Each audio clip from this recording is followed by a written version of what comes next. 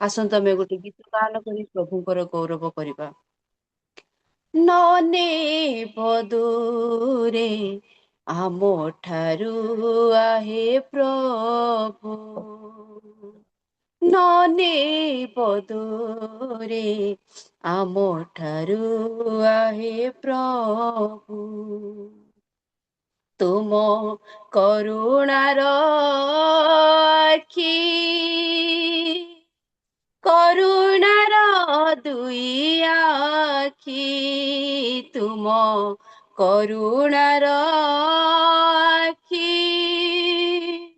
କରୁଣାର ଦୁଇ ଆଖି, ନନେ ବଦୁରେ ଆମ ଠାରୁ ଆହେ ପ୍ରଭୁ, ନନେ ବଦୁରେ ଆମ ଠାରୁ ଆହେ ପ୍ରଭୁ।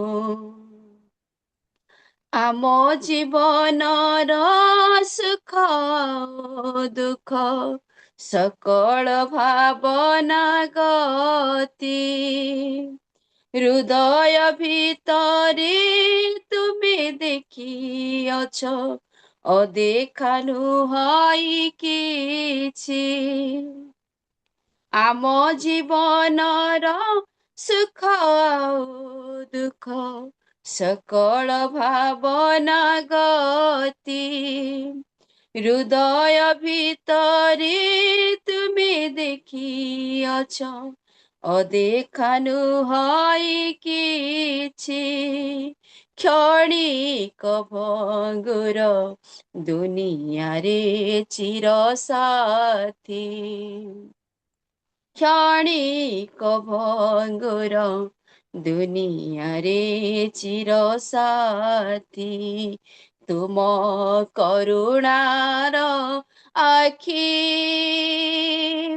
କରୁଣାର ଦୁଇ ଆଖି, ତୁମ କରୁଣାର ଆଖି, କରୁଣାର ଦୁଇ ଆଖି, ନନେ ବଦୁରେ ଆମ ଠାରୁ ଆହେ ପ୍ରଭୁ, ନନେ ବଦୁରେ ଆମ ଠାରୁ ଆହେ ପ୍ରଭୁ। ଦୁଃଖୀଙ୍କର ଦୁଃଖ ତୁମେ ଦେଖିଅଛ, ପାପୀଙ୍କର ପାପ ସବୁ, ରୁଧିର ଝରାଇ ପାପ ଧୋଇ ଦେଇ ତୁମେ ଦୟାମୟ ପ୍ରଭୁ। ଦୁଃଖୀଙ୍କର ଦୁଃଖ ତୁମେ ଦେଖିଅଛ, ପାପୀଙ୍କର ପାପ ସବୁ, ରୁଧିର ଝରାଇ ପାପ ଧୋଇ ଦେଇ ତୁମେ ଦୟାମୟ ପ୍ରଭୁ। ବେଦନା ବୁକୁର ତୁମେ ଅଟ ଆଶା ଜ୍ୟୋତି, ବେଦନା ବୁକୁର ତୁମେ ଅଟ ଆଶା ଜ୍ୟୋତି, ତୁମ କରୁଣାର ଆଖି,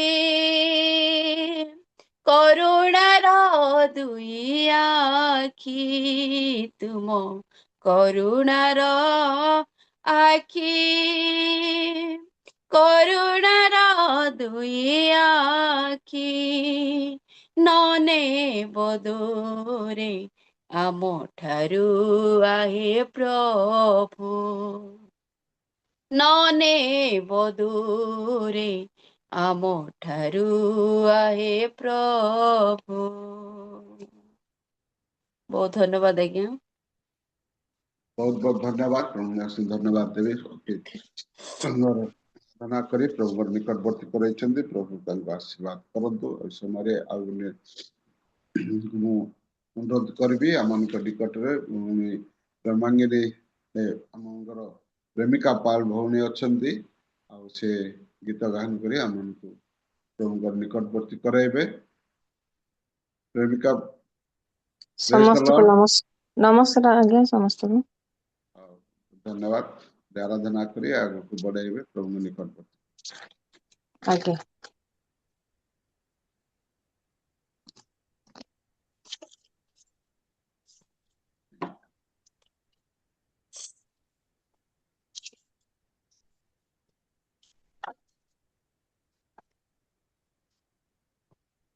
हालेलुया।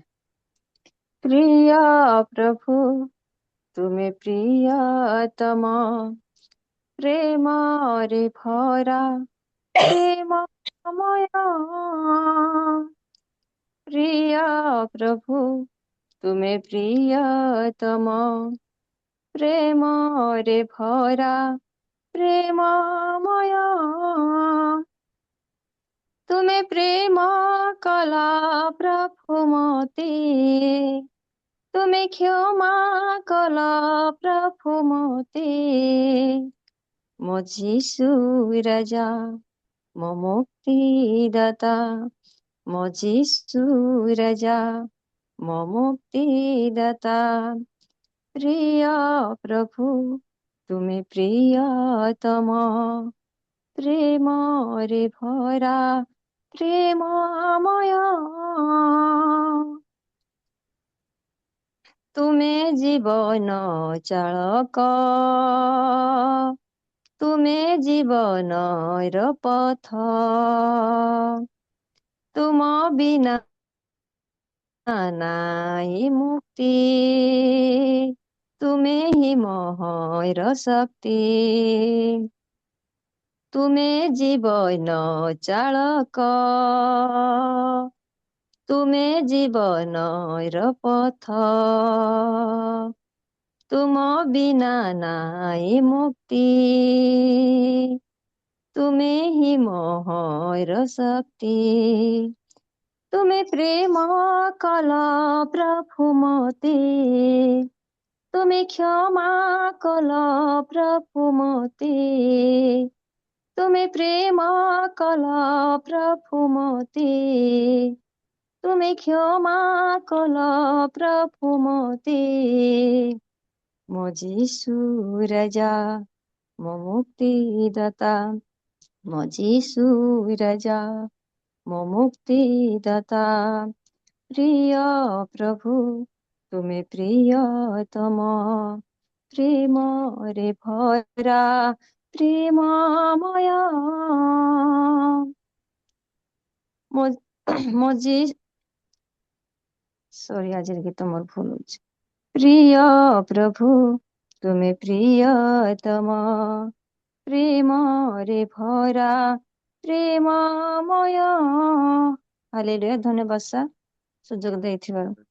आउ गोटे गीत बाहर कर गाई दियंतु। आज्ञा। हालेलुया। धन्यवाद सुजोग देइथिबारु। मु टिके वीडियो रे आसीनी। Hallelujah hallelujah. जीवने तुम बिना किछि नुए मोर, तुमे त्राणकारी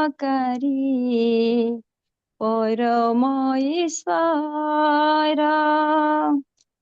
जीवने तुम बिना किछि नुए मोर, तुमे त्राणकारी परम ईश्वर। तब प्रेम पर हई अवतार, क्रूस काटि देछ प्राण अपनार। तब प्रेम पर हई अवतार, क्रूस काटि देछ प्राण अपनार। साजिले धरा परे मुक्ति भंडार, तुमे त्राणकारी परम ईश्वर जीवने तुम बिना किछि नुहे मोर तुमे त्राणकारी परम ईश्वर एही माया संसार सबु आसार अळप दिन पाई एठे कारबार एही माया संसार सबु आसार अळप दिन पाई एठे कारबार मुझे वंचित हरि हेली तपासारा तुमे त्राणकारी परम ईश्वर जीवने तुम बिना किछि नुहे मोर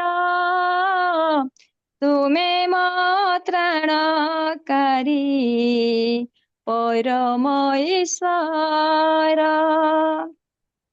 एही भव सागर କରିବାକୁ पार तुम बिहुने प्रभु केही नहे मोर हालेलुया एही भव सागर କରିବାକୁ पार तुम बिहुने प्रभु केही नहे मोर मोर मन तिमीरा सबु कर धूर तुमे त्राणकारी परम ईश्वर मोर मन तिमीरा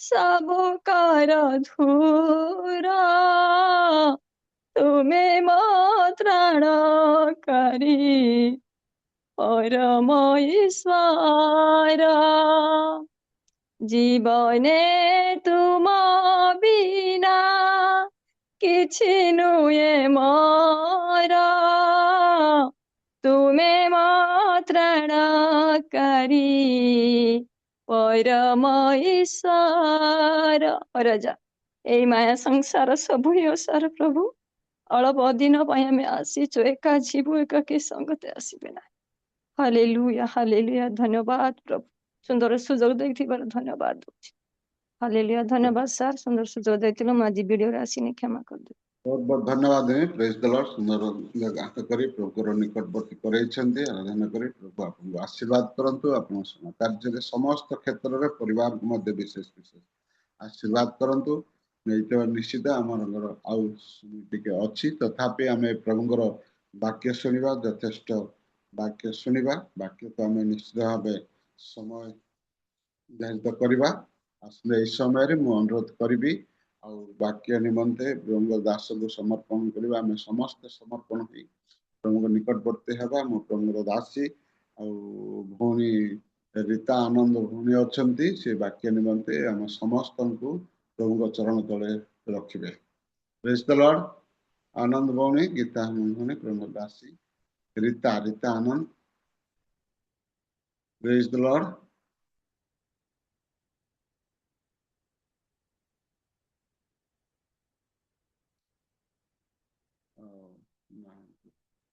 शुणी पारनांती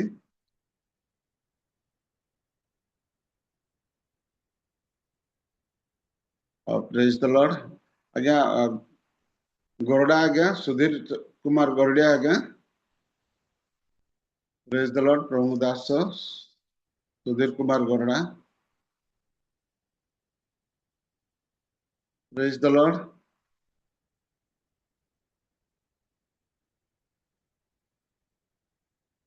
ରୀତାନନ୍ଦ डिवाइस ଅଛନ୍ତି प्रार्थना करिवे प्रेज द लॉर्ड आवाज सुबुचे ना नहीं सब तो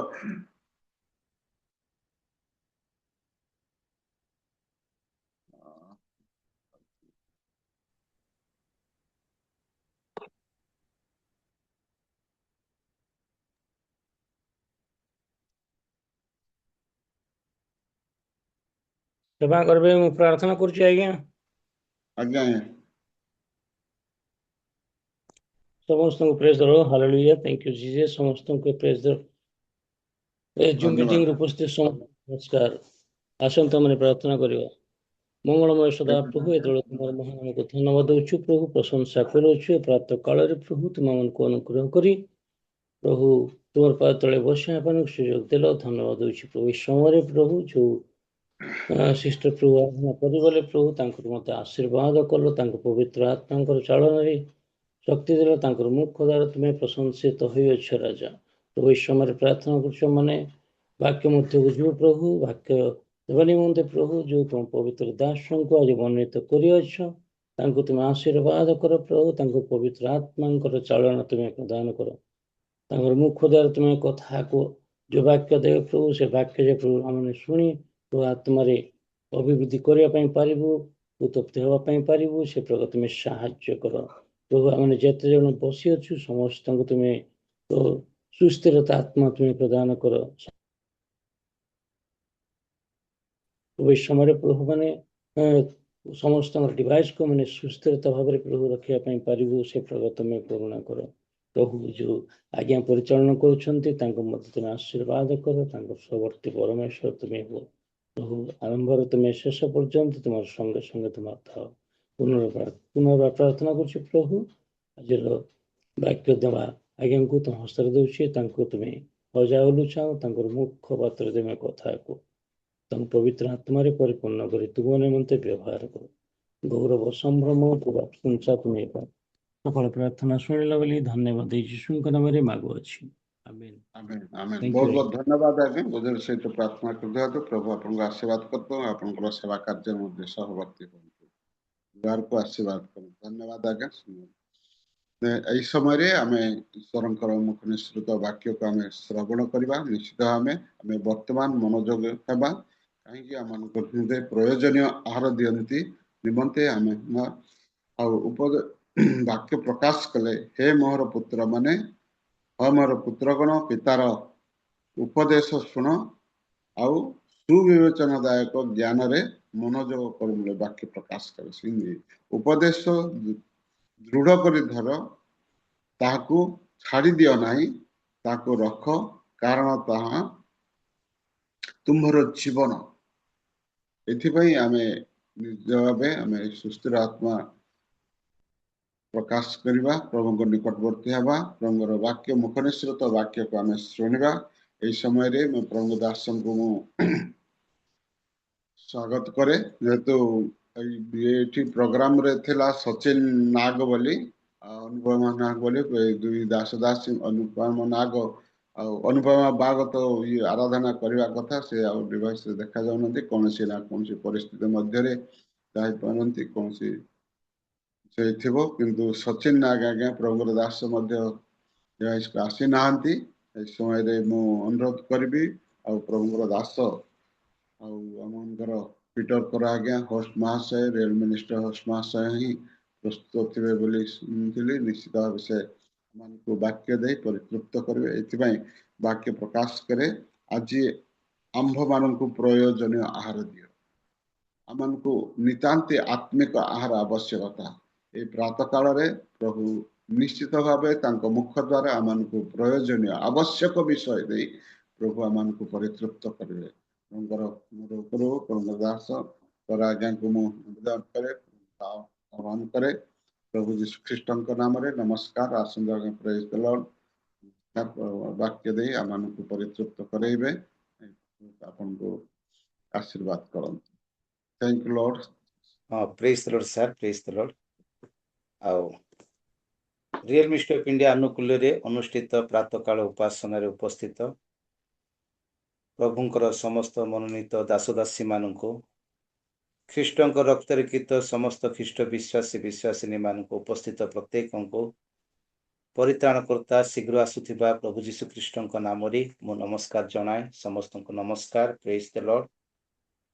ପ୍ରଭୁଙ୍କୁ ମୁଁ ଧନ୍ୟବାଦ ଦେଉଅଛି। ପ୍ରଭୁ ମୋ ଅଯୋଗ୍ୟଙ୍କୁ ଏହି ସୁନ୍ଦର ସୁଯୋଗଟି ଦେଇଅଛନ୍ତି ତାଙ୍କରି ବାକ୍ୟର ସେବା କାର୍ଯ୍ୟ କରିବା ନିମନ୍ତେ। ପ୍ରଭୁଙ୍କୁ ଧନ୍ୟବାଦ ଦେବା ସହିତ ପ୍ରଭୁଙ୍କ ଦାସ ଆମଙ୍କର ପାଳ ଆଜ୍ଞାଙ୍କୁ ଧନ୍ୟବାଦ ଦେଉଛି। ସୁନ୍ଦର ଭାବରେ ଆଜି ସେ ପରିଚାଳନା କରୁଅଛନ୍ତି। ବହୁତ ଦିନ ପରେ ତାଙ୍କର ଅସୁସ୍ଥ ଥିଲା, ଆକ୍ସିଡେଣ୍ଟ ହେଇଥିଲା, ପ୍ରଭୁ ତାଙ୍କୁ ସୁସ୍ଥ କଲେ। ତା ସହିତ ଆଜି ଆମଙ୍କର କାର୍ଯ୍ୟସୂଚୀ ଅନୁସାରେ ସଚିନ ଆଜ୍ଞାଙ୍କର ଥିଲା, ପାଳ ଆଜ୍ଞା କହୁଥିଲେ ଆଉ ସେ ହଠାତ୍ ଜଏନ୍ କରିପାରିଲେନି, ଲେଖିକି ଛାଡ଼ିଲେ ମୁଁ ଆଉ ଜଏନ୍ କରିପାରିବି ନାହିଁ।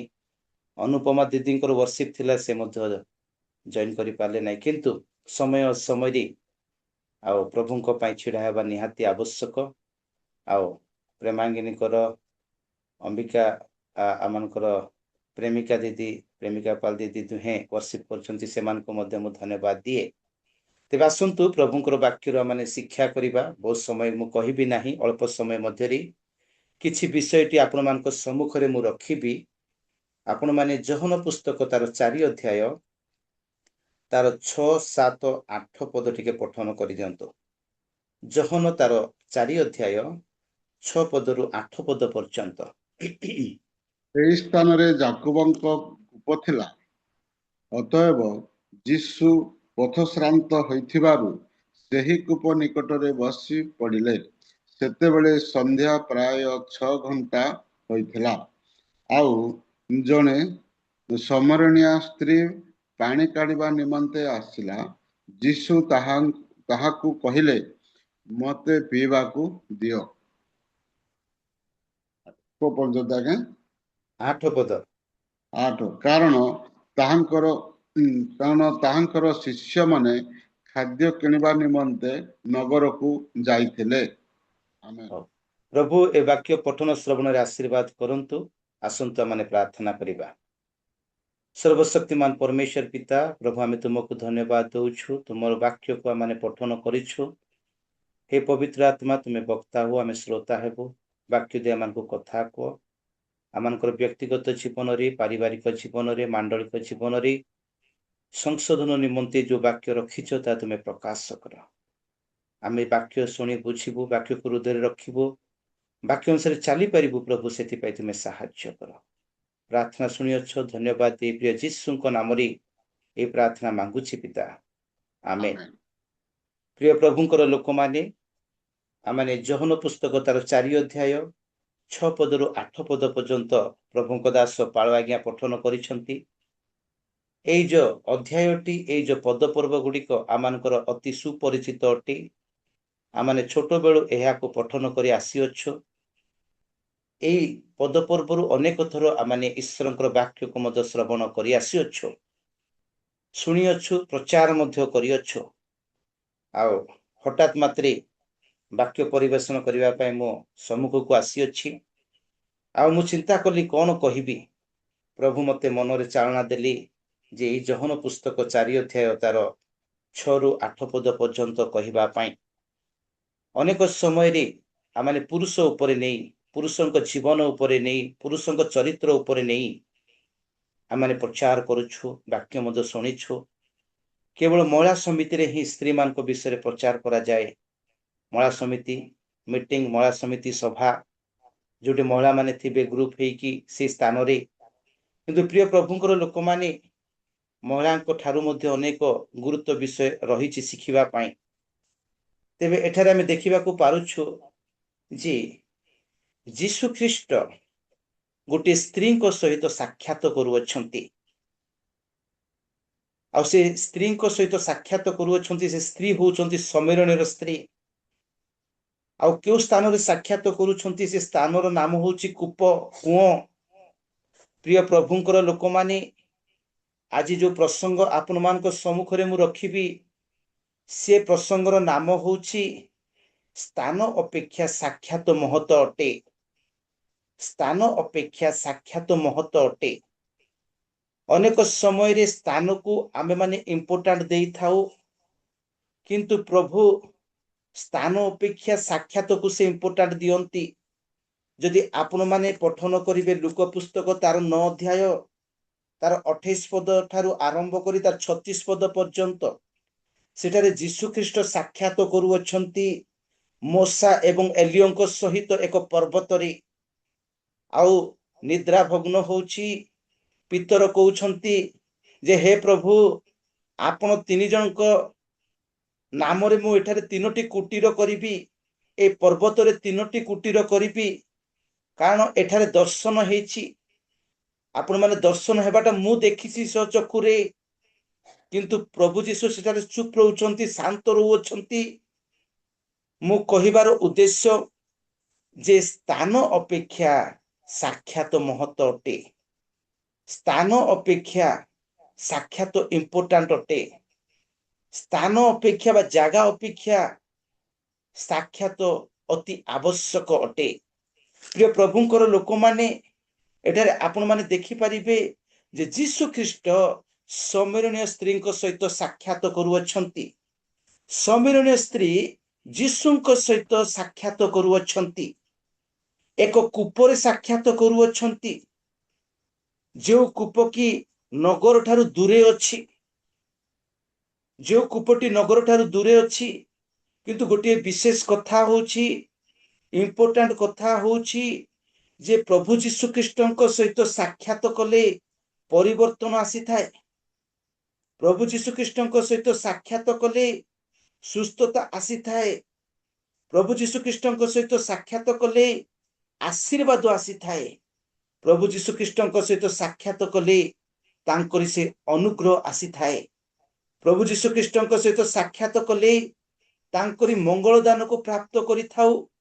ମୋର ପ୍ରିୟ ପ୍ରଭୁଙ୍କର ଲୋକମାନେ, ଏଠାରେ ଆମେ ଦେଖିବାକୁ ପାରୁଛୁ ଯେ ସମରଣୀୟ ସ୍ତ୍ରୀ ଯୀଶୁଙ୍କ ସହିତ ସାକ୍ଷାତ କରୁଅଛନ୍ତି ଏକ କୂପ ନିକଟରେ।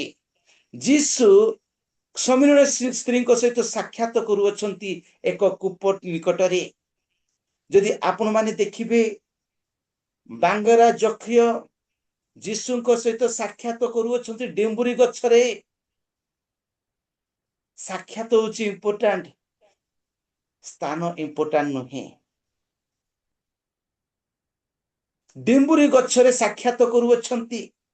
ଯଦି ଆପଣ ମାନେ ଦେଖିବେ, ବାକ୍ୟରେ ଅଛି ବାଟିମୟ ଅନ୍ଧ ଭିକାରୀ ଯୀଶୁଙ୍କ ସହିତ ସାକ୍ଷାତ କରୁଅଛନ୍ତି ରାସ୍ତା କଡ଼ରେ। ସେ ରାସ୍ତା କଡ଼ ଇମ୍ପୋର୍ଟାଣ୍ଟ ନୁହେଁ, କିନ୍ତୁ ଯୀଶୁଙ୍କ ସହିତ ସାକ୍ଷାତ କରିବା ଇମ୍ପୋର୍ଟାଣ୍ଟ ଅଟେ। ସିମୋନ ପିତର ଏବଂ ଆନ୍ଦ୍ରିୟ ଯୀଶୁଙ୍କ ସହିତ ସାକ୍ଷାତ କରୁଅଛନ୍ତି ସମୁଦ୍ର କୂଳରେ। ସମୁଦ୍ର କୂଳରେ ଏକ ସ୍ଥାନ ଯୋଉଠିକି ସାକ୍ଷାତ କରୁଅଛନ୍ତି। ସାକ୍ଷାତ ଇମ୍ପୋର୍ଟାଣ୍ଟ, କିନ୍ତୁ ସମୁଦ୍ର କୂଳ ଇମ୍ପୋର୍ଟାଣ୍ଟ ନୁହେଁ। ମୁଁ କହିବାର ଉଦ୍ଦେଶ୍ୟ ଯେ ସ୍ଥାନ ଠାରୁ ସାକ୍ଷାତ ଇମ୍ପୋର୍ଟାଣ୍ଟ ଅଟେ। ସେଇ କାଲବରୀ ପାହାଡରେ 3ଟି କ୍ରୁଶ ଅଛି। 3ଟି କ୍ରୁଶ ମଧ୍ୟରେ ମଝିରେ ଯୀଶୁ ଖ୍ରୀଷ୍ଟ ଅଛନ୍ତି, 2 ସାଇଡରେ 2ଟି ଡାକୁ ଅଛନ୍ତି। ସେ କାଲବରୀ ପାହାଡ ସେ କ୍ରୁଶରେ ଥାଇକି ଯୀଶୁଙ୍କ ସହିତ ସାକ୍ଷାତ କରୁଅଛନ୍ତି। ଆପଣ ମାନେ ଆଉ ଯଦି ଦେଖିବେ, ସେ ଲାଜାରଙ୍କ ସହିତ ସାକ୍ଷାତ କରୁଛନ୍ତି ସେ କବର ସ୍ଥାନରେ। ପ୍ରିୟ ପ୍ରଭୁଙ୍କର ଲୋକମାନେ, କୁବ୍ଜା ସ୍ତ୍ରୀ ସାକ୍ଷାତ କରୁଅଛନ୍ତି ସେଇ ସମାଜ ଗୃହରେ। ଆଉ ଅଧ୍ୟକ୍ଷଙ୍କ ଝିଅ, 12 ବର୍ଷ ମୃତ୍ୟୁର ଅଧ୍ୟକ୍ଷଙ୍କ ଝିଅ, ମୃତ ଝିଅ ଯୀଶୁଙ୍କ ସହିତ ସାକ୍ଷାତ ହଉଛି ସେଇ ଗୃହ ଭିତରେ। ମୁଁ କହିବାର ଉଦ୍ଦେଶ୍ୟ, ସ୍ଥାନ ଅପେକ୍ଷା ଜାଗା ଅପେକ୍ଷା ସାକ୍ଷାତ ଇମ୍ପୋର୍ଟାଣ୍ଟ ଅଟେ। ପରିଚୟ ଇମ୍ପୋର୍ଟାଣ୍ଟ ଅଟେ। ଏନକାଉଣ୍ଟର ଇମ୍ପୋର୍ଟାଣ୍ଟ ଅଟେ। ମୁଲାକାତ ଇମ୍ପୋର୍ଟାଣ୍ଟ ଅଟେ। ମିଟ୍ କରିବା ଇମ୍ପୋର୍ଟାଣ୍ଟ ଅଟେ। ଏଇ ଯୋଉ ସମରଣୀୟ ସ୍ତ୍ରୀ ଯୀଶୁଙ୍କ ସହିତ କୂପରେ ସାକ୍ଷାତ କରୁଅଛନ୍ତି। ଯୋଉ ସମରଣୀୟ ସ୍ତ୍ରୀ ମଧ୍ୟାହ୍ନ ସମୟରେ କୂପକୁ ଆସୁଅଛନ୍ତି ପାଣି ନେବା ପାଇଁ। ପ୍ରିୟ ପ୍ରଭୁଙ୍କର ଲୋକମାନେ, ତାର 7ଟି ଜୀବନ କଥା ମୁଁ କହିବି। ପ୍ରଥମ ଜୀବନ ହଉଛି ପାପର କାଦୁଅରେ ପଡିଥିବା ଜୀବନ ସେ ସମୀରଣ ସ୍ତ୍ରୀଙ୍କର। ଯଦି ସେ 4 ଅଧ୍ୟାୟ 6 ଏବଂ 7 ପଦ ଯଦି ପଠନ କରିବେ, ସେ ମଧ୍ୟାହ୍ନ ସମୟରେ ଆସୁଅଛନ୍ତି। ଆମେମାନେ ଦେଖୁଛୁ ପାଣି କାଢିବା ପାଇଁ ଲୋକମାନେ ସକାଳେ ଆସନ୍ତି, ପାଣି କାଢିବା ପାଇଁ ଲୋକମାନେ ସନ୍ଧ୍ୟାରେ ଆସନ୍ତି, କିନ୍ତୁ ଏଇ ଯୋଉ ସ୍ତ୍ରୀଟି ମଧ୍ୟାହ୍ନ ସମୟରେ ଆସୁଅଛି। ମଧ୍ୟାହ୍ନ ସମୟ ଏକ ନୀରବ ସମୟ, ମଧ୍ୟାହ୍ନ ସମୟ ଖାଲି ସମୟ, ମଧ୍ୟାହ୍ନ ସମୟ ଜନ ଗହଳିର ହୀନ ସମୟ, ଅର୍ଥାତ୍ ଲୋକମାନେ ଦେଖା ଯିବେ ନାହିଁ, ଚହଳ ନଥିବ, ଗହଳି ନଥିବ, କିଏ ଦେଖି ପାରୁନଥିବେ। এই ପ୍ରକାର ସମୟରେ ସେ ସମୀରଣ ସ୍ତ୍ରୀ କୂପକୁ ଆସୁଅଛି। ପ୍ରିୟ ପ୍ରଭୁଙ୍କର ଲୋକମାନେ, ପାପରେ ପଡିଥିବା ଲୋକମାନେ, ଅନ୍ୟାୟ କରୁଥିବା ଲୋକମାନେ, ଅତ୍ୟାଚାର କରୁଥିବା ଲୋକମାନେ, ସବୁବେଳେ ସମାଜ ଠାରୁ, ଗହଳି ଠାରୁ, ଲୋକମାନଙ୍କ ଠାରୁ ପୃଥକ ହୋଇ ରହିବା ପାଇଁ ଚେଷ୍ଟା କରିବେ। କାଳେ ମତେ ଲୋକ ଜାଣିଦେବେ, କାଳେ ମୁଁ ସମ୍ମୁଖକୁ ଆସିଯିବି, ମୋର ପରିଚୟ ଯାହା ଅଛି ତାହା ଲୋକମାନେ ଅଲଗା ଦୃଷ୍ଟିରେ ଦେଖିବେ। ପ୍ରିୟ ପ୍ରଭୁଙ୍କର ଲୋକମାନେ, ମୁଁ କହିବାର ଉଦ୍ଦେଶ୍ୟ ଏଇ ସମୀରଣ ସ୍ତ୍ରୀ, କାରଣ ସେ ପାପରେ ପରିପୂର୍ଣ୍ଣ ଥିଲା, ପାପରେ ପରିପୂର୍ଣ୍ଣ ଥିଲା, ସମାଜରେ ଘୃଣିତ ଥିଲା, ଲୋକମାନେ ତାକୁ ଅଲଗା ଦୃଷ୍ଟିରେ ଦେଖୁଥିଲେ। ସରି, ଯଦ୍ୱାରା କି ନିଜକୁ ସେ କଣ କରୁଅଛନ୍ତି? ଲୁଚଉଛନ୍ତି, ଲୁକାୟିତ ଅବସ୍ଥାରେ ରଖୁଅଛନ୍ତି। ସେ କୂପ ନିକଟକୁ ମଧ୍ୟାହ୍ନ ସମୟରେ ଯାଉଛି। ପ୍ରିୟ ପ୍ରଭୁଙ୍କର ଲୋକମାନେ, ପ୍ରଥମ ତା ଜୀବନ ଆମେ ଦେଖିବାକୁ ପାରୁଛୁ ଯେ ପାପର କାଦୁଅରେ ପଡିଥିବା ଜୀବନ ଥିଲା ତାର।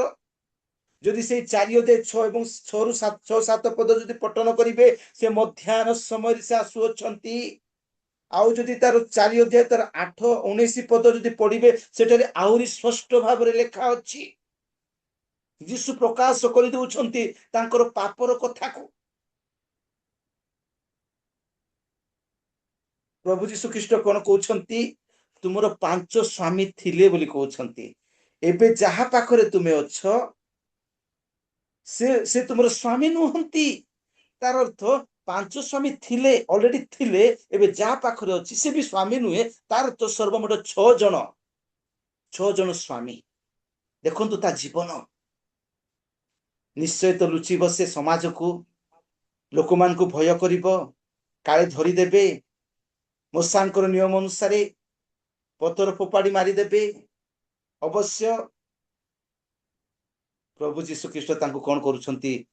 ପ୍ରକାଶ କରୁଛନ୍ତି। ସେଇ ସ୍ତ୍ରୀ ପାପିନୀ ସ୍ତ୍ରୀ ଥିଲେ, ପାପ କାମ କରୁଥିଲେ, 6ଟି ସ୍ୱାମୀ। ସେ କୂପ ନିକଟରେ ଯୀଶୁଙ୍କ ସହିତ ସାକ୍ଷାତ କରିବାକୁ ଆସୁଛନ୍ତି। ସେ ଆସିଛନ୍ତି ପାଣି ନେବା ପାଇଁ, ଯୀଶୁ ତାଙ୍କ ସହିତ ସାକ୍ଷାତ କରୁଛନ୍ତି। ହଠାତ୍ ଯୀଶୁ ତାଙ୍କ ସହିତ ସାକ୍ଷାତ କରୁଛନ୍ତି, ସେ ସ୍ତ୍ରୀ ଯୀଶୁଙ୍କ ସହିତ ସାକ୍ଷାତ କରୁଅଛି। ପ୍ରଥମ ବିଷୟ ଆମେ ଦେଖିଲୁ ଯେ ସମାଜ ପାପର କାଦୁଅରେ ପଡିଥିବା ଜୀବନ ଥିଲା। ଦ୍ୱିତୀୟ ଆମେ ଦେଖିବାକୁ ପାରୁଛୁ ସମାଜର ଲଜ୍ଜାରେ ପରିପୂର୍ଣ୍ଣ ଜୀବନ ଥିଲା, ଯଦ୍ୱାରା କି ସେ ମଧ୍ୟାହ୍ନ ସମୟରେ ଆସୁଅଛି। ସେ 4-6-7 ପଦ ଯଦି ଆମେ ବିଶ୍ଳେଷଣ କରିବା, ସମାଜର ଲଜ୍ଜାରେ ପରିପୂର୍ଣ୍ଣ ଜୀବନ ଥିଲା। ଦ୍ୱିତୀୟ କଥା। ତୃତୀୟ କଥା, କରିଥିବା ସମସ୍ତ ପାପକୁ ଯୀଶୁଙ୍କ ସମ୍ମୁଖରେ ଯୀଶୁଙ୍କ ଦ୍ୱାରା ସେ ଶୁଣି ପାରିଲା। ଅର୍ଥାତ୍ ପାପମୟ ଜୀବନ ଥିଲା। କରିଥିବା ସମସ୍ତ ପାପଙ୍କୁ ସେ ଯୀଶୁଙ୍କ ସମ୍ମୁଖରେ ଯୀଶୁଙ୍କ ଦ୍ୱାରା ଶୁଣି ପାରିଥିଲା। ସେଇ 4-16-18 ପଦ ଯଦି ଆମେ ପଠନ କରିବା, ସେଟା ଯୀଶୁ ଖ୍ରୀଷ୍ଟ ସ୍ପଷ୍ଟ ଭାବରେ କହୁଅଛନ୍ତି। ଏବଂ 5 ନମ୍ବର କଥା ହଉଛି, ସେ ପରିତ୍ରାଣ କଥାକୁ ସେ ଜାଣିପାରିଲା। ପ୍ରିୟ ପ୍ରଭୁଙ୍କର ଲୋକମାନେ, ଜିହୁଦୀ ଲୋକମାନେ ଶ୍ରେଷ୍ଠ ଜାତି ଅଟନ୍ତି, ସମୀରଣ ମାନେ ଟିକେ ନୀଚ ଜାତି ଅଟନ୍ତି। ଯୀଶୁ ଖ୍ରୀଷ୍ଟ ଜିହୁଦୀ ଅଟନ୍ତି, ସେ ସ୍ତ୍ରୀ ସମୀରଣିଆ ଅଟନ୍ତି। କାରଣ ଯେତେବେଳେ ଅସୁରୀୟ ମାନେ ଇସ୍ରାଏଲ ଲୋକମାନଙ୍କୁ ବନ୍ଦୀ କରି ନେଇଗଲା ପରେ କିଛି ଅବଶିଷ୍ଟ ଲୋକମାନେ ଯୋଉମାନେ ଥିଲେ ସେଇମାନେ ଆଉ ସେ ସମରଣୀୟ ଅଞ୍ଚଳ ମାନଙ୍କରେ ରହୁଥିଲେ। ଆଉ ଏଇ ଯୋଉ ସମରଣୀୟ ଲୋକମାନେ ମୋଶାଙ୍କର ବ୍ୟବସ୍ଥାରେ ଯାହା ସବୁ ଲେଖା ଅଛି ସେ ଅନୁସାରେ ପାଳନ କରିବା କଥା, କିନ୍ତୁ ଏମାନେ କଣ କରୁଛନ୍ତି ସେ ବ୍ୟବସ୍ଥାକୁ ନିଜ ଇଚ୍ଛାରେ ପ୍ରସ୍ତୁତ କରିକି ପାଳନ କରୁଅଛନ୍ତି, ଯୋଦ୍ୱାରା କି ଜିହୁଦୀ ଲୋକମାନେ এই ସମରଣୀୟ ଲୋକମାନଙ୍କୁ ଗୋଟେ ଘୃଣା ଦୃଷ୍ଟିରେ ଦେଖୁଥିଲେ ଯେ ଏମାନେ এই ସମରଣୀୟ ଲୋକମାନେ ଈଶ୍ୱରଙ୍କୁ ଭୟ କରୁନାହାନ୍ତି, ମୋଶାଙ୍କର ବ୍ୟବସ୍ଥାକୁ ଠିକ ଭାବରେ ପାଳନ କରୁନାହାନ୍ତି, ଗୋଟେ ତୁଚ୍ଛ ଭାବରେ ଦେଖୁଥିଲେ, ସମ୍ପର୍କ ରଖୁନଥିଲେ।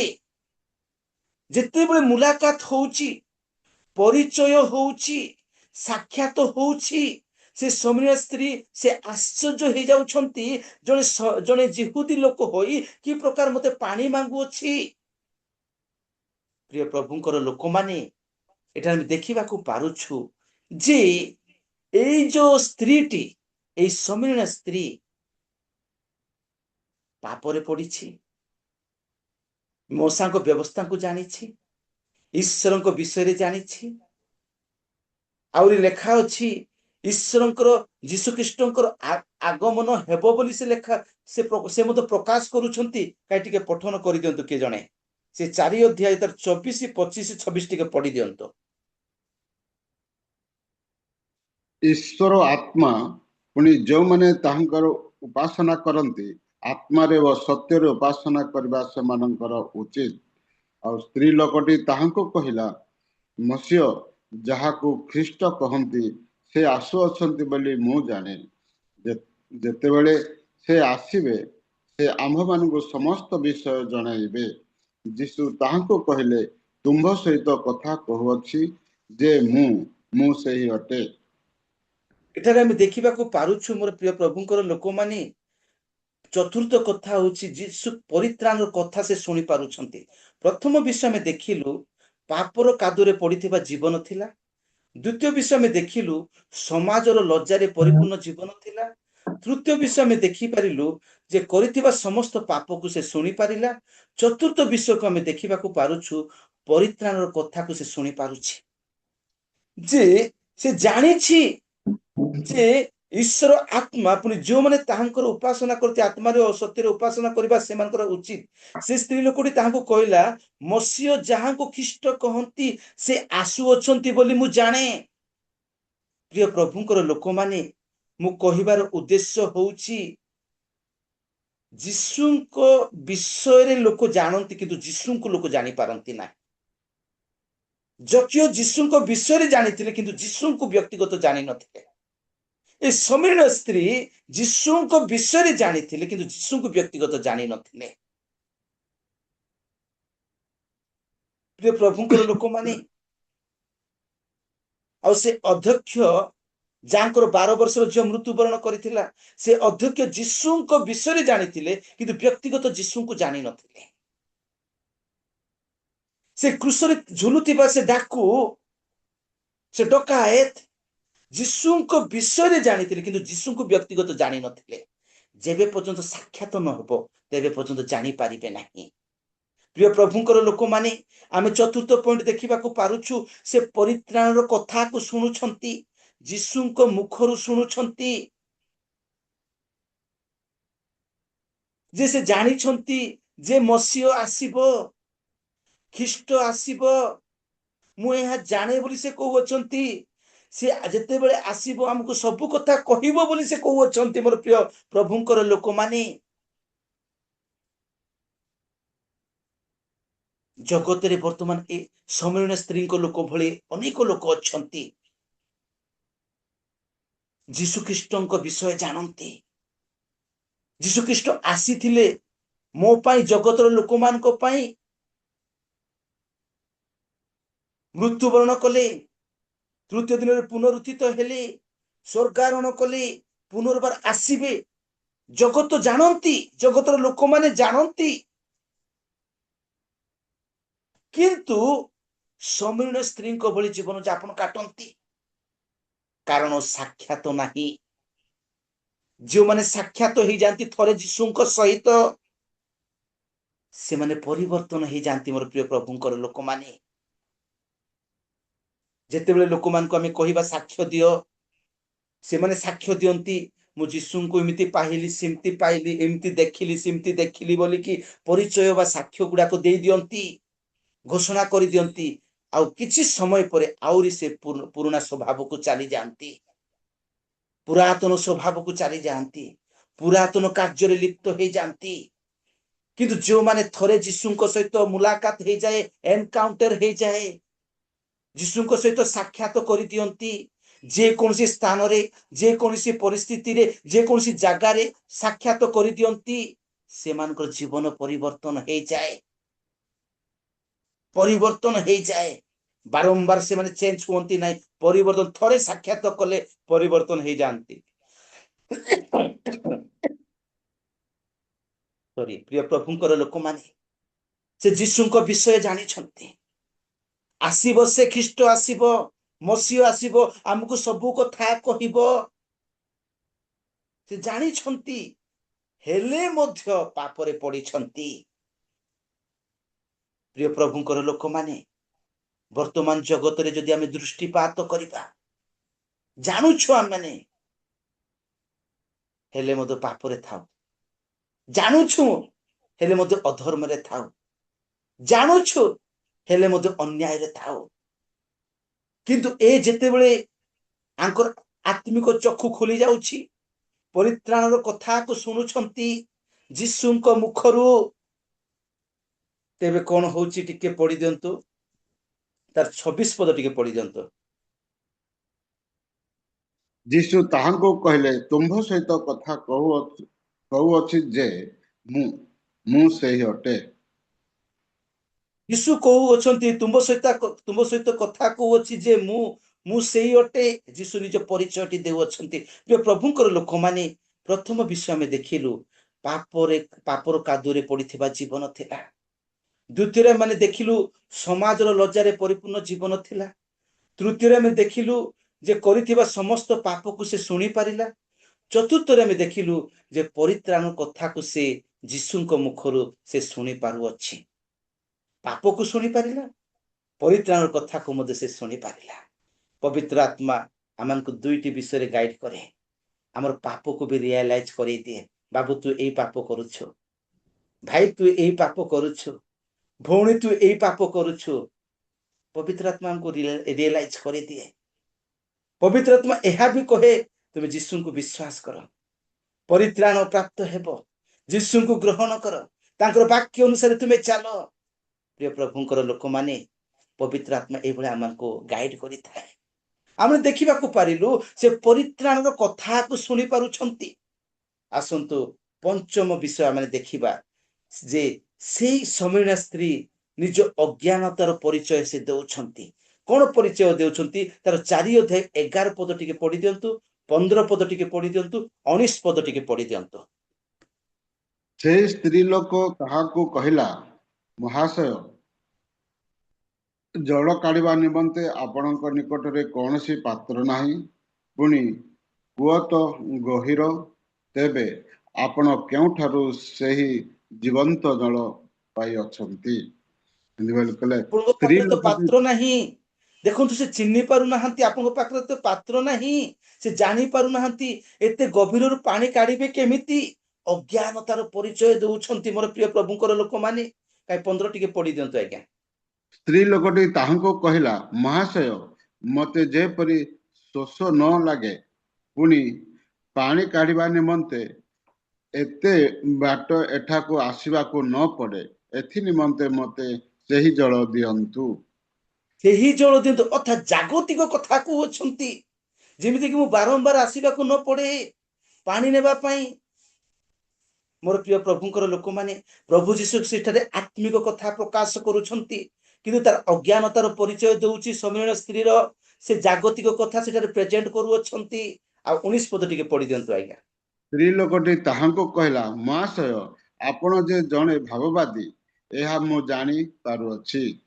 ଯେତେବେଳେ ତାଙ୍କ କଥା କହିଦେଲେ, ଏହା ମୁଁ ଏବେ ଜାଣିପାରୁଅଛି ବୋଲି ସେ କହୁଅଛନ୍ତି। ମୋର ପ୍ରିୟ ପ୍ରଭୁଙ୍କର ଲୋକମାନେ, ଆମେ ପଞ୍ଚମ ବିଷୟ ଦେଖୁଛୁ ଯେ ସମୀନା ସ୍ତ୍ରୀଙ୍କର ଅଜ୍ଞାନତାର ପରିଚୟ। ସେ ଯୀଶୁ ମସିହ ଖ୍ରୀଷ୍ଟ ଆସିବେ ବୋଲି ସେ ଜାଣିଛନ୍ତି। ଉପାସନା ବିଷୟରେ ସେ ଜାଣିଛନ୍ତି, ଆଗକୁ ସବୁ ବିଷୟ ଲେଖା ଅଛି। କିନ୍ତୁ ଶୈତାନ ତାର ଚକ୍ଷୁକୁ ଅନ୍ଧ କରି ରଖିଅଛି, ରୁଦ୍ଧ କରି ରଖିଅଛି, ଯୋ ଦ୍ୱାରା କି ତାର ଆତ୍ମିକ ଆଖିକୁ ଖୋଲୁନାହିଁ। ସେ ଚିହ୍ନି ପାରୁନାହାନ୍ତି, ଜାଣି ପାରୁନାହାନ୍ତି, ଅଜ୍ଞାନତାର ପରିଚୟ ଦେଉଅଛି। ଯୋଉମାନେ 50-50 ଜୀବନ ଯାପନ କାଟିବେ, ସେମାନେ ଏହିଭଳିଆ ଜୀବନ କାଟିବେ, ଅଜ୍ଞାନତାର ପରିଚୟ ଦେବେ। ସେମାନେ ଯୋଉ ସ୍ଥାନରେ ଆତ୍ମିକ କଥା କୁହାଯାଉଥିବ ସେଠାରେ ସେମାନେ ଜାଗତିକ କଥା ପୁରେଇ ଦେବେ। ସେମାନେ ଯୋଉ ସ୍ଥାନରେ ଆତ୍ମିକ ବିଷୟ ଆଲୋଚନା ହଉଥିବ ସେ ସ୍ଥାନ ଜାଗତିକ ବିଷୟରେ ସେମାନେ ଆଲୋଚନା କରିବାକୁ ଲାଗିବେ। ଏଠାରେ ଆମେ ଦେଖିବାକୁ ପାରୁଛୁ ଅଜ୍ଞାନତାର ପରିଚୟ ସେ ଦେଉଅଛନ୍ତି। କିଏ? ସମରଣୀୟ ସ୍ତ୍ରୀ। ଆସନ୍ତୁ ଷଷ୍ଠ କଥା ମାନେ ଦେଖିବା, ସେଇ 4:39 ପଦ ଟିକେ ପଢି ଦିଅନ୍ତୁ। ମୁଁ ଯାହା ଯାହା କହିଅଛି ସେହି ସବୁ ସେ ମତେ କହିଲେ ବୋଲି ଯେଉଁ ସ୍ତ୍ରୀ ଲୋକ ସାକ୍ଷ୍ୟ ଦେଇଥିଲା ତାର କଥା ହେତୁ ସେହି ନଗରର ସମରଣୀୟ ମାନଙ୍କ ମଧ୍ୟରୁ ଅନେକ ତାହାଙ୍କ ଠାରେ ବିଶ୍ୱାସ କଲେ। 17 ପଦ ବି ଟିକେ ପଢି ଦିଅନ୍ତୁ। 17 ସେଇ ଆଉ 4:17 ସ୍ତ୍ରୀ ଲୋକଟି ତାହାଙ୍କୁ ଉତ୍ତର ଦେଲା, ମୋର ସ୍ୱାମୀ ନାହିଁ। ଯୀଶୁ ତାହାକୁ କହିଲେ, ମୋର ସ୍ୱାମୀ ନାହିଁ, ଏହା ତ ଠିକ କହିଲ। ଏହା ତ ଠିକ କହିଲ। ସ୍ୱୀକାର କରୁଛି ପ୍ରଭୁଙ୍କର ଲୋକମାନେ। ଆମେ ସେ 4:17 ଏବଂ 39 ପଦକୁ ଯଦି ଆମେ ମିଶେଇବା, ଗୋଟିଏ କଥା ବାହାରିବ, ସେ ନିଜ ପାପକୁ ସ୍ୱୀକାର କରୁଛି। ମୋ ଜୀବନରେ ମୁଁ ଯାହା ସବୁ କରୁଛି ତାହା ସେ ପ୍ରକାଶ କରିଦେଲେ। ସେ ପ୍ରଭୁ ଆପଣ ଯାହା କହୁଛନ୍ତି ଠିକ କହୁଛନ୍ତି। ସେ ନିଜେ ସ୍ୱୀକାର କରୁଛି, ନିଜ ପାପକୁ ସ୍ୱୀକାର କରୁଛି। ପ୍ରିୟ ପ୍ରଭୁଙ୍କର ଲୋକମାନେ, ମୁଁ କହିବାର ଉଦ୍ଦେଶ୍ୟ ହଉଛି, ଯେବେ ଯୀଶୁଙ୍କ ସହିତ ଆମର ସାକ୍ଷାତ ହେଇଯାଉଛି, ନିଶ୍ଚୟ ସେଠାରେ ଆମେ ପାପ ସ୍ୱୀକାର କରିଦେବା। ସେଠାରେ ପରିବର୍ତ୍ତନ ଆସିଯିବ, ସେଠାରେ ଆତ୍ମିକ ବିଷୟ ଆସିଯିବ। ଏଠାରେ ସେ କଣ କରୁଅଛନ୍ତି? ଷଷ୍ଠ ପଏଣ୍ଟ ଅନୁସାରେ ନିଜ ପାପକୁ ସେ କଣ କରୁଅଛନ୍ତି? ସ୍ୱୀକାର କରୁଅଛନ୍ତି। ଏବଂ ସପ୍ତମ ପଏଣ୍ଟ ସେ କଣ କରୁଛନ୍ତି? ଯୀଶୁ ଖ୍ରୀଷ୍ଟଙ୍କୁ ବିଶ୍ୱାସ କରି ଅନ୍ୟ ପାଇଁ ସେ ସାକ୍ଷ୍ୟମୟ ଜୀବନ ଯାପନ କାଟୁଅଛନ୍ତି। ସେଇ 4 ଅଧ୍ୟାୟ ତାର 28 ପଦ ଯଦି ପଢିବା, 39 ପଦ ଯଦି ପଢିବା, 41 ପଦ ଯଦି ପଢିବା, ସେଠାରେ ଲେଖା ଅଛି ସେ ସାକ୍ଷ୍ୟ ଦେଉଅଛନ୍ତି। ମୁଁ ଆପଣମାନଙ୍କୁ କହିଲି ଯେ ପ୍ରସଙ୍ଗ ହଉଛି ସ୍ଥାନ ଅପେକ୍ଷା ସାକ୍ଷାତ ଇମ୍ପୋର୍ଟାଣ୍ଟ ଅଟେ। ସ୍ଥାନ ଅପେକ୍ଷା ଆଉ ସାକ୍ଷାତ ଆବଶ୍ୟକ ଅଟେ। ଯେଉଁ ସ୍ଥାନରେ ଯୀଶୁଙ୍କ ସହିତ ସାକ୍ଷାତ ଅଛି, ସେ ସ୍ଥାନରେ ପରିବର୍ତ୍ତନ ଅଛି। ଯେଉଁ ସ୍ଥାନରେ ଯୀଶୁଙ୍କ ସହିତ ସାକ୍ଷାତ ଅଛି, ସେ ସ୍ଥାନରେ ଆଶୀର୍ବାଦ ଅଛି, ସେ ସ୍ଥାନରେ ସୁସ୍ଥତା ଅଛି, ସେ ସ୍ଥାନରେ ମଙ୍ଗଳ ଅଛି, ସେ ସ୍ଥାନରେ ଅନୁଗ୍ରହ ଅଛି। ଆମେ ଦେଖିଲୁ ଯେ ସମୀରଣ ସ୍ତ୍ରୀ ଯୀଶୁଙ୍କ ସହିତ ସାକ୍ଷାତ କଲେ, ପରିବର୍ତ୍ତିତ ହେଲେ ଏବଂ ସାକ୍ଷ୍ୟମୟ ଜୀବନ ଯାପନ କାଟିଲେ। ତାର 7ଟି ପଏଣ୍ଟ ଆମେ ଦେଖିଲୁ। ପ୍ରଥମ ଥିଲା ଯେ ପାପର କାଦୁରେ ପଡିଥିବା ଜୀବନ ଥିଲା। ଦ୍ୱିତୀୟରେ ଦେଖିଲୁ ସମାଜର ଲଜ୍ଜାରେ ପରିପୂର୍ଣ୍ଣ ଜୀବନ ଥିଲା। ତୃତୀୟରେ ଦେଖିଲୁ ସେ କରିଥିବା ସମସ୍ତ ପାପଙ୍କୁ ଯୀଶୁଙ୍କ ମୁଖରୁ ଶୁଣି ପାରିଲା। ଚତୁର୍ଥରେ ଆମେ ଦେଖିଲୁ ପରିତ୍ରାଣର କଥା ଯୀଶୁଙ୍କର ମୁଖରୁ ଶୁଣିଲା। ପଞ୍ଚମ ବିଷୟ ଆମେ ଦେଖିଲୁ ନିଜର ଅଜ୍ଞାନତାର ପରିଚୟ ସେ ଦେଉଅଛି। ଷଷ୍ଠ ବିଷୟ ଆମେ ଦେଖିଲୁ ନିଜର ପାପକୁ ସେ କଣ କରୁଅଛି? ସ୍ୱୀକାର କରୁଅଛି। ସପ୍ତମ ବିଷୟ ଆମେ ଦେଖିଲୁ ସେ ଅନ୍ୟ ପାଇଁ ସାକ୍ଷ୍ୟ ଦେଉଅଛି।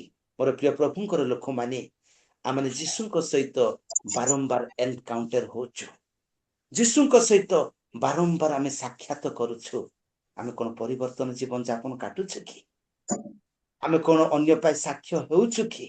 ଲୋକ ଆମମାନଙ୍କର ବ୍ୟବହାର ଦେଖି, ଲୋକ ଆମମାନଙ୍କର କଥାବାର୍ତ୍ତାକୁ ଦେଖି, ଲୋକମାନେ ଆମମାନଙ୍କର ଚାଲିଚଳନକୁ ଦେଖି, ଲୋକମାନେ ଆମମାନଙ୍କର ଆଚାର ବ୍ୟବହାର, ଆମମାନଙ୍କର ବସ୍ତ୍ର ପରିଧାନକୁ ସବୁ କିଛି ଦେଖିକି ଲୋକମାନେ କଣ କହୁଛନ୍ତି?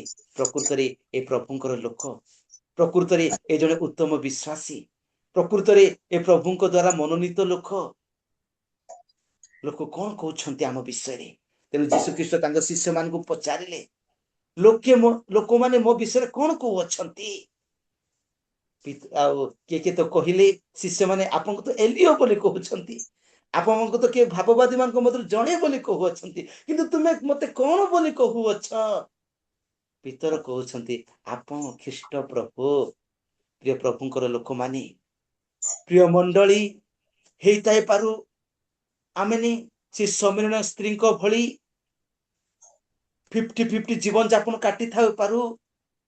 ଆମେ ଯୀଶୁଙ୍କ ବିଷୟ ଜାଣିଛୁ, ଯୀଶୁ ଆସିବ ବୋଲି ଜାଣିଛୁ, ପ୍ରଚାର ମଧ୍ୟ କରୁଛୁ, ସଚେତନ ମଧ୍ୟ କରୁଛୁ, କିନ୍ତୁ ଆମ ଜୀବନ କି ପ୍ରକାର କଟୁଛି?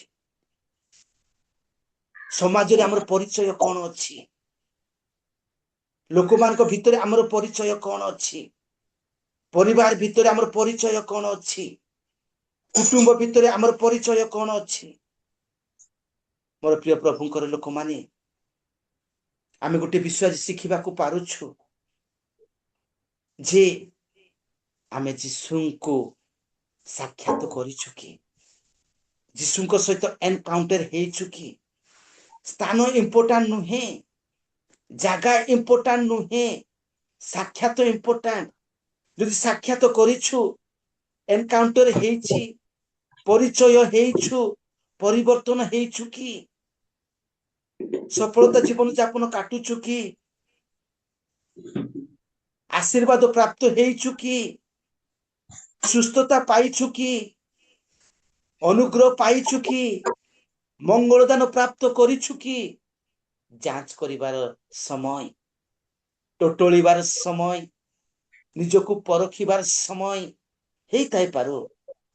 ଆମମାନେ ଯୀଶୁଙ୍କ ବିଷୟ ଜାଣିଛୁ, କିନ୍ତୁ ଯୀଶୁଙ୍କୁ ଜାଣିନଥିବା। ହେଇଥାଇପାରୁ ଯୀଶୁଙ୍କ ବିଷୟ ଜାଣିଛୁ, ଯୀଶୁଙ୍କ ସହିତ ସାକ୍ଷାତ କରିନଥାଇପାରୁ। ହେଇଥାଇପାରୁ ସାକ୍ଷାତ କରିଥାଇପାରୁ, କିନ୍ତୁ ପରିବର୍ତ୍ତନ ହେଇନଥାଇପାରେ। ପ୍ରିୟ ପ୍ରଭୁଙ୍କର ଲୋକମାନେ, ସମୟ ଥିଲା ସେଇ କୂପରେ ଯୀଶୁଙ୍କ ସହିତ ସାକ୍ଷାତ କଲା,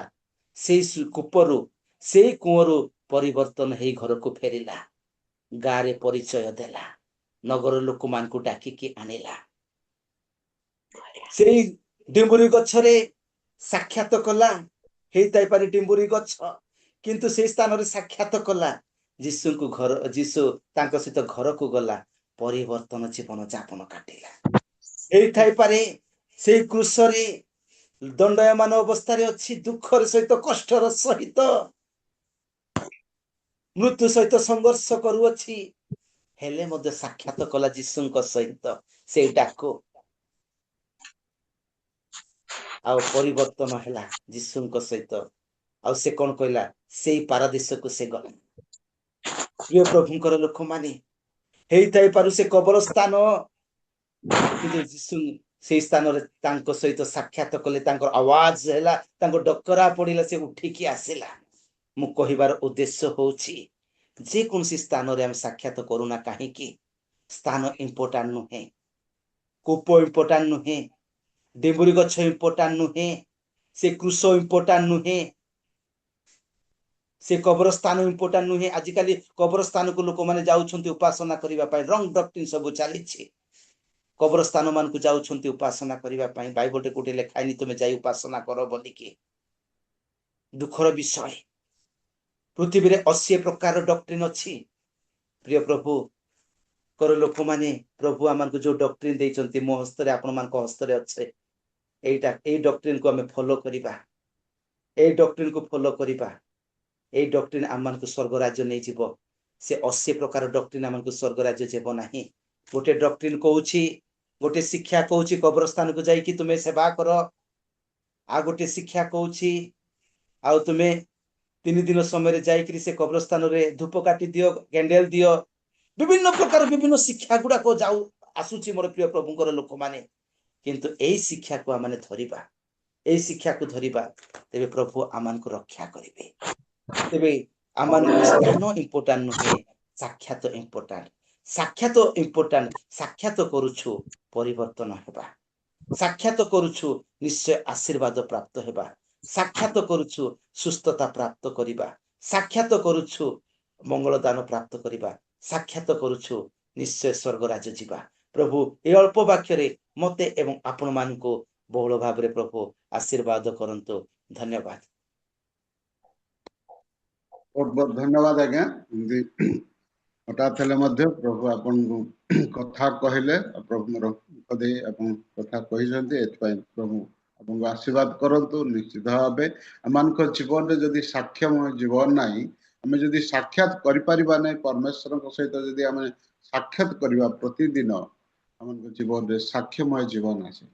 साक्षात एक महत्वपूर्ण विषय। साक्ष्य साक्षात न कले कौन सी विषय आमे साक्ष्य देई परिबा नाही। आमानक जीवन रे ईश्वरଙ୍କର ସାକ୍ଷ୍ୟମୟ ଜୀବନ ରହିବା ଆବଶ୍ୟକତା। ନିଶ୍ଚିତ ଭାବେ ଅତି ସୁନ୍ଦର ଭାବେ 7ଟି ପଏଣ୍ଟରେ ଆମମାନଙ୍କୁ ପୁଙ୍ଖାନୁପୁଙ୍ଖ ଭାବେ ବୁଝେଇ ଦେଇଛନ୍ତି। ନିଶ୍ଚିତ ଭାବେ ଯେତେକ ଆମେ ଏଠାରେ ଅଛୁ ଶୁଣିଅଛୁ ଆଉ ସମସ୍ତଙ୍କ ହୃଦୟ ମଧ୍ୟରେ କାର୍ଯ୍ୟ କରିଅଛି। ପ୍ରଭୁ ନାମ ଅନେକ ବିଷୟ ମାନେ ଅନେକ ଥର ଏଇ ସମ୍ମାନନୀୟ ବିଷୟରେ ଆମେ ଶୁଣିଅଛୁ। ଅନେକ ପ୍ରଭୁଙ୍କର ଦାସ ଦାସୀ ମାନେ ଅନେକ ସଭା ସମିତିରେ ମଧ୍ୟ ଆମେ ଶୁଣିଅଛୁ। ତଥାପି ଏହା ଏକ ଅନ୍ୟତମ ଭିନ୍ନତମ ଲାଗିଲା। ସେଥିପାଇଁ ପ୍ରଭୁ ଆପଣଙ୍କୁ ଆଶୀର୍ବାଦ କରନ୍ତୁ। ମୁଁ ଆହୁରି କିଛି ବ୍ୟାଖ୍ୟା କରିବି ନାହିଁ। ନିଶ୍ଚିତ ଭାବେ ଆମେ ଆଗକୁ ଯିବା, ନିଶ୍ଚିତ ପ୍ରାର୍ଥନା ଆଡ଼କୁ ଯିବା, ପ୍ରାର୍ଥନା କରିବା। ଏହି ସମୟରେ ମୁଁ ଅନୁରୋଧ କରିବି